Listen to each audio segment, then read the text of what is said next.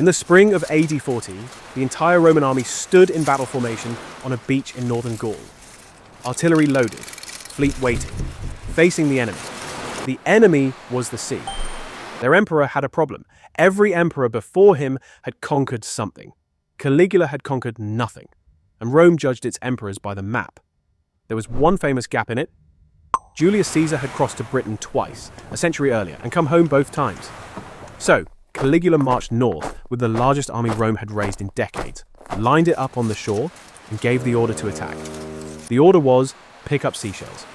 The entire army was instructed to fill their helmets and their tunics with shells from the beach.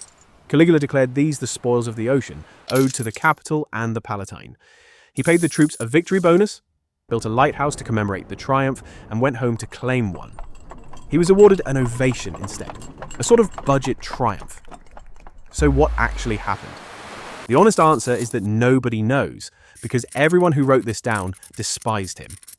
Suetonius and Cassius Dio were working decades later for an audience that had already decided Caligula was mad. This was, after all, a man who had declared himself a living god. Traditionally something you waited until you were dead to do. The same sources say he had his own bodyguards dress as German prisoners, hide in the woods, and wait to be dramatically captured. He did this twice. The likeliest explanation is considerably less funny.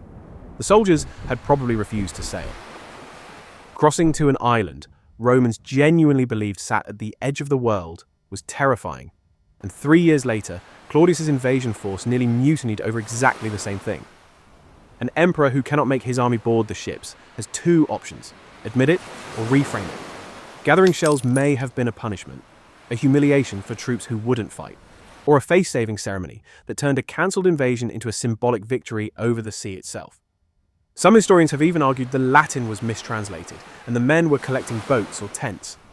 Whatever it was, it worked about as well as you would expect. Caligula returned to Rome in AD 40. In January of AD 41, officers of his own Praetorian Guard cornered him in a passageway and stabbed him around 30 times.